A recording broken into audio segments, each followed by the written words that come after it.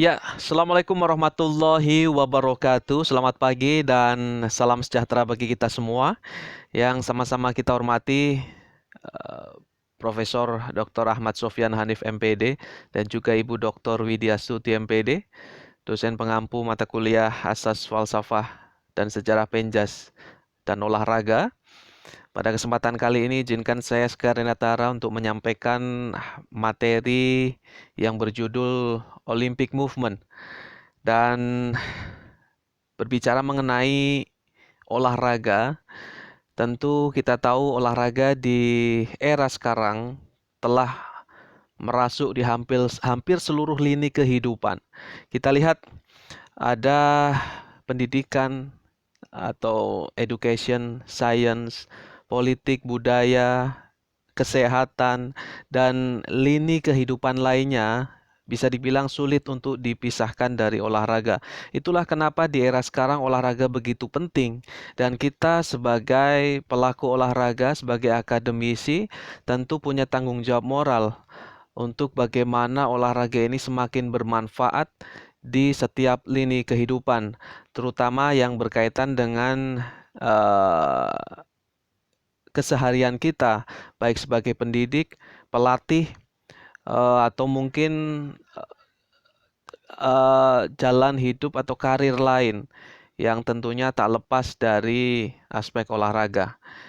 Dan gerakan Olimpiade atau Olympic Movement tidak lepas dari Olympic Charter seperti yang disampaikan di slide PowerPoint dari materi yang Ibu Widi bagikan. Kita lihat Olympism merupakan satu filsafat kehidupan. Ada keterkaitan yang menyatu dalam keseimbangan antara badan yang sehat, kemauan, dan kecerdasan. Menyatunya olahraga, kebudayaan, serta pendidikan membuat gerakan olahraga atau gerakan Olimpiade ini mencoba mengembangkan pola hidup yang sehat melalui usaha-usaha yang menggembirakan. Nilai pendidikan sebagai contoh dalam menghormati prinsip-prinsip dasar etika secara universal. Adapun tujuan Olympism seperti yang tertera dalam Olympic Charter, yaitu ingin menempatkan olahraga di mana saja sebagai wahana pembentukan manusia secara utuh, yang harmonis dalam upaya membangun suatu masyarakat yang damai dengan saling menghormati. Untuk kepentingan ini, gerakan olahraga atau gerakan Olimpiade berusaha secara mandiri ataupun bekerja sama dengan institusi atau organisasi lain guna menciptakan aktivitas atau kegiatan-kegiatan dalam upaya membangun perdamaian yang abadi. Itulah yang tercantum dalam Olympic Charter yang bisa dibilang menjadi pedoman bagi kita para pelaku olahraga, khususnya dalam pelaksanaan setiap aktivitas olahraga termasuk Olimpiade sebagai ajang tertinggi di dunia olahraga. Ada beberapa pokok-pokok Olympic Charter seperti yang tertera dalam slide PowerPoint, yaitu yang pertama mempromosikan dan menyebarluaskan olahraga sebagai dasar pembentukan fisik dan pengembangan moral manusia. Lalu juga untuk mendidik generasi muda melalui olahraga dalam semangat saling pengertian dan persaudaraan tentunya untuk menjadi manusia yang lebih baik sehingga memungkinkan terbentuknya dunia yang lebih damai dan harmonis. Kemudian, pokok pikiran yang ketiga tentu saja untuk menyebarluaskan prinsip-prinsip Olimpiade ke seluruh dunia sehingga membentuk semangat berkehidupan internasional yang lebih baik. Dan yang terakhir, mempertemukan atlet dunia dalam suatu festival olahraga 4 tahunan, yaitu Olympic Games atau yang lebih kita kenal dengan Olimpiade. Berbicara mengenai Olimpiade, sedikit bercerita kita flashback mengenai sejarah Olimpiade itu sendiri. Di zaman Olimpiade kuno, kita tahu ini adalah sebuah aktivitas festival keagamaan dan atletik yang diadakan di tempat suci Zeus di Olimpia, Yunani. Ketika itu, pada saat Olimpiade, sebelum, selama, dan setelah Olimpiade dilaksanakan, semua konflik peperangan harus dihentikan. Ketika itu dikenal dengan istilah gencatan senjata Olimpiade. Artinya apa? Bahwa pada saat itu Olimpiade menjadi wahana yang strategis dalam rangka menjaga perdamaian dunia. Kemudian seiring jatuhnya Yunani ke tangan Romawi, membuat Olimpiade turut tenggelam sekitar tahun 393 Masehi, di mana ketika itu Kaisar Romawi Theodosius menyatakan segala praktek yang berkaitan dengan Yunani kuno harus dihentikan atau ditiadakan. Membuat Olimpiade pun seakan lenyap sampai dengan akhir abad 19. Namun, dengan dipelopori oleh Dr. William Pennybrooks yang membuat kelas Olimpiade di Liverpool, Inggris pada tahun 1850 hingga akhirnya digelar Olimpiade Liverpool tahun 1865. Maka kebangkitan Olimpiade di era modern mulai muncul, puncaknya setelah sejarawan asal Prancis Baron Pierre de Coubertin mendirikan Komite Olimpiade Internasional atau IOC pada sekitar awal tahun 1890-an.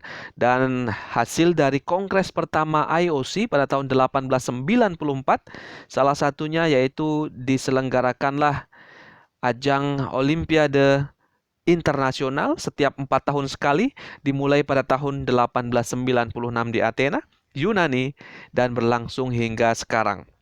Itulah sejarah singkat dari Olimpiade, yang mana gerakannya sendiri atau Olympic Movement, seperti yang disampaikan oleh Kofi Annan dalam slide PowerPoint berikut ini, disampaikan bahwa manusia di negara manapun mencintai olahraga. Nilai-nilai olahraga seperti kesegaran jasmani, kejujuran, kerjasama, keinginan untuk mencapai sesuatu, keunggulan merupakan sifat-sifat yang universal, dan olahraga selalu dapat dimanfaatkan sebagai usaha yang kuat dalam kehidupan manusia untuk menanggulangi keterpurukan baik karena peperangan maupun kemiskinan, bahkan musibah seperti yang saat ini sedang terjadi berkaitan dengan mewabahnya virus COVID-19. Adalah tugas pemerintah, organisasi internasional, kelompok masyarakat, termasuk kita, akademisi olahraga, untuk menggerakkan olahraga dalam usaha mempromosikan hak asasi dan kesejahteraan manusia serta perdamaian. Itu yang disampaikan oleh Kofi Annan yang ketika itu berperan sebagai Sekjen PBB, Perserikatan Bangsa-Bangsa. Kemudian, bila berbicara mengenai tujuan gerakan Olimpiade atau Olympic Movement ini, kita bisa berkaca pada apa yang disampaikan oleh Pierre de Coubertin di slide PowerPoint berikut ini, bahwa tujuan gerakan Olimpiade adalah untuk mengadakan dan menyebarluaskan olahraga untuk menjamin keberadaan dan kekuatannya demi kejayaan individu atlet. Dalam hal ini bisa juga dimaknakan sebagai masyarakat melalui aktivitas jasmani, aktivitas fisik, dan untuk melestarikan nilai atau semangat fair play secara umum tentunya, termasuk dalam sebuah kompetisi. Dan tujuan akhir olahraga terletak dalam peranannya sebagai wahana unik dalam menyempurnakan watak manusia, membentuk kepribadian yang kuat, serta menumbuh kembangkan sifat yang mulia. Dikatakan oleh Pierre de Coubertin bahwa hanya orang-orang yang memiliki kebajikanlah atau kebajikan moral seperti inilah yang menjadi warga masyarakat yang berguna. Dan kembali kita menghadapi situasi di beberapa bulan terakhir terkait dengan mewabahnya virus COVID-19. Tentu kita sebagai pelaku olahraga, sebagai akademisi, mari kita sama-sama berjuang bersama-sama sesuai dengan background keilmuan kita untuk membuat masyarakat di dunia, khususnya di Indonesia atau di sekeliling kita, tetap sehat melalui aktivitas olahraga yang cukup, tidak juga aktivitas olahraga yang menimbulkan kelelahan yang berarti.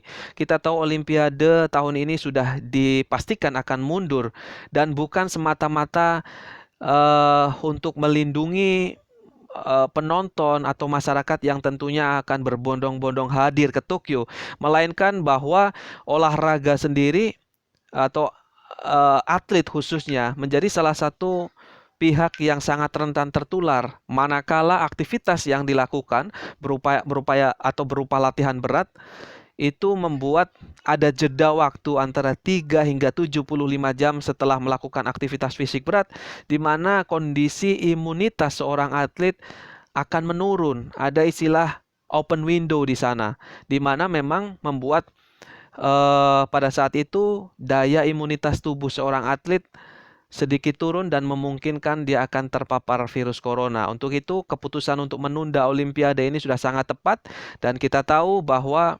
eh, dengan semakin masifnya COVID-19, olahraga akan tetap sangat penting, tentu dengan intensitas dan volume yang cukup. Tidak terlalu lelah, namun juga tidak terlalu ringan. Dan saya kira Olympic movement juga menjadi dasar bagi kita semua untuk menyebarluaskan campaign atau kampanye olahraga bagi masyarakat dalam situasi sulit ini untuk tetap sehat. Saya kira itu pemaparan yang dapat saya sampaikan, kurang lebihnya mohon maaf. Tetap sehat, tetap semangat, dan tetap di rumah saja. Salam olahraga.